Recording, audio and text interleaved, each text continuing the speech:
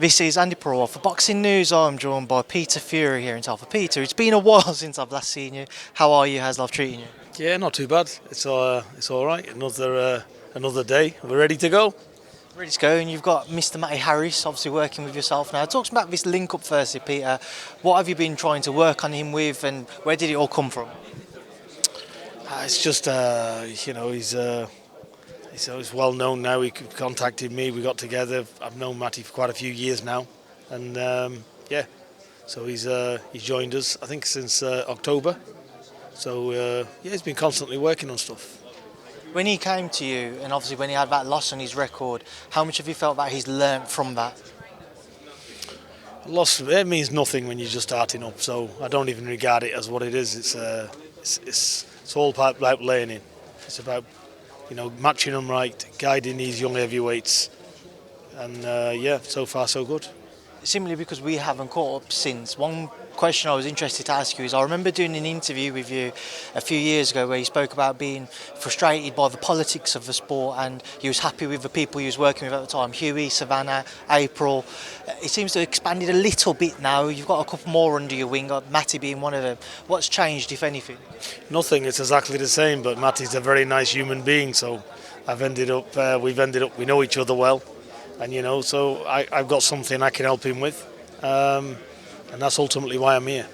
You've obviously had great success with heavyweights in the past. With that in mind, when you look at Matty, what is the progression plan that you see for him? Steady, he's a young heavyweight, he's back, and he's learning his trade well, and he's getting educated, so it's good. Small steps, not looking for anything big, just small steps, just getting used to being under the lights. And working on improvements. It's the small things that make the difference, not the big things. Sticking with the theme of heavyweights, how's Hughie? Hughie's good, yeah. We're looking at an announcement very soon when he's back out.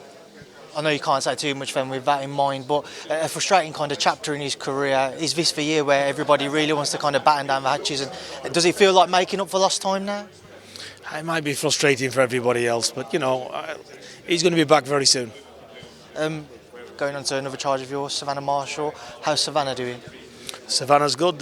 She's coming to give support to Matt, so she'll be here. So she'll be here tomorrow. So it's going to be good. She's doing well.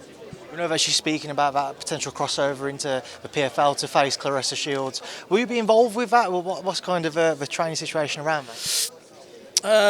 Well, we're still doing it, on the boxing side. Of course, there's an involvement. And Andy Aspinall, our MMA trainer, good friends of mine, Tom Aspinall and stuff. So it's all in house. So I'm very happy with everything. She's doing that PFL fight. Probably that's going to be announced in due course. So she'll have that, and then she's back to boxing. If she was to face Claressa in, say, the PFL, does that rematch of sorts, does it have that same energy for her? Does she have as much of a passion for it as way she would if it was in the boxing ring? Yeah, I think so. I think the boxing fight will happen first, and then after that they'll probably square off in the PFL. So it's exciting for both of them.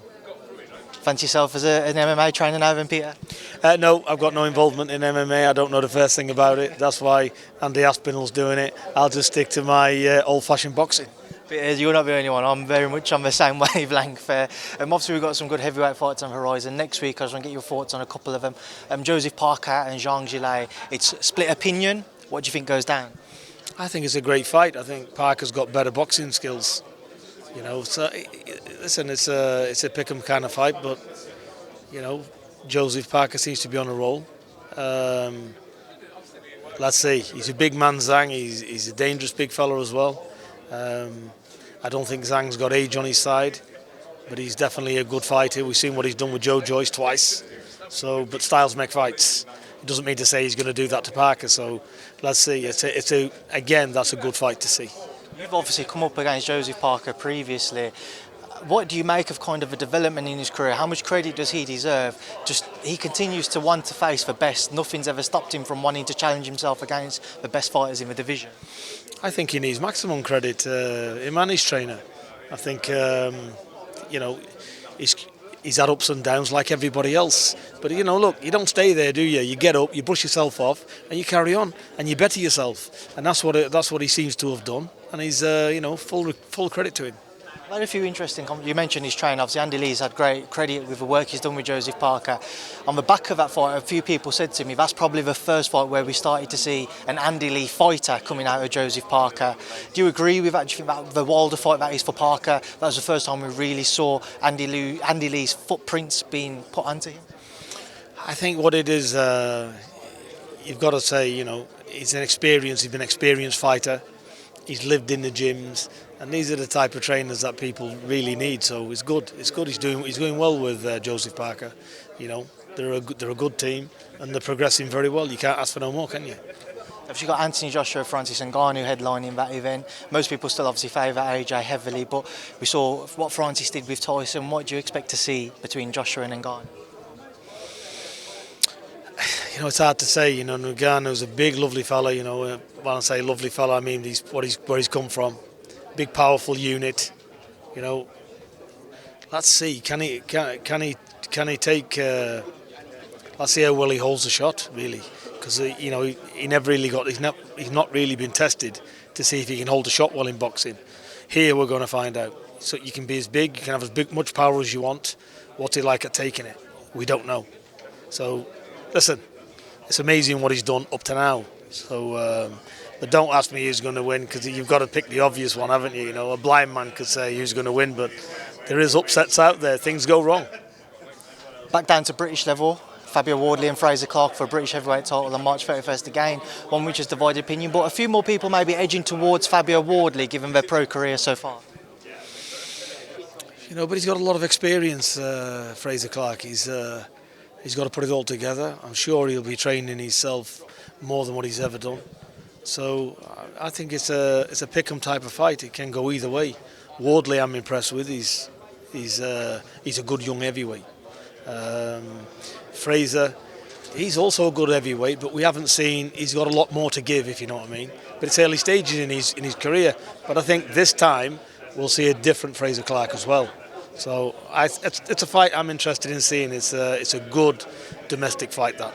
How difficult is it to manage and guide fighters' career, especially at early stages? You mentioned Fraser's amateur background. A lot of people, when you see him maybe pushed a bit harder, you're bringing in Matty now. When you started out with Hughie, the guidance that you gave them, how difficult is it to try and keep kind of everybody's thoughts on them a little bit more grounded so then you can work with them and give them the right development? Well, everybody's different, so everybody does what they're doing. I do my thing with my fighters, and they need to be guided properly. Fighters need to fight when they're ready. If you put an inexperienced fighter in too early, then you're robbing the kid of his achievement, what his potential is. So, listen, you just need to know boxing. If you don't know it, it's the difficultest thing in the world, and if you know what you're doing, it's the easiest thing in the world. So that's it. And final one from me, Peter. We had a little bit of a press tour for Josh Taylor and Jack Catterall ahead of their rematch. Everybody's very excited for that, very heated build-up. What do you think goes down come April 27th? Again, it's a good fight where everybody wants to see it. Very good fight. I know I don't know Josh Taylor, but I know his team, and they're very experienced boxing men, and there's not much they don't know about the sport. So that's going to be intriguing to see how Josh Taylor comes out. I've always been a fan of Jack Catterall. I've seen him up close in one of the small hall shows a good few years ago. And, and I was there and I was watching him. He's very, very calm in what he does in his work. He's got Jamie Moore, Nigel Travis, again, excellent men in boxing. So it's going to be a good fight. But this time, you've got two excellent teams either at the back of the fighters. So, and they're both good fighters.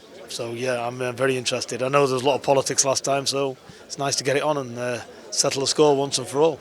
Making a trip up to Leeds to watch that one? I don't trip up to watch fighters. I think I'm not one to go and put myself out around shows. I'd rather watch them on the TV. I'm only here because of Matt. I'm the same with all the fighters. I turn up when I have to, and when I don't, I like watching it on the TV. Glass of wine and chill out.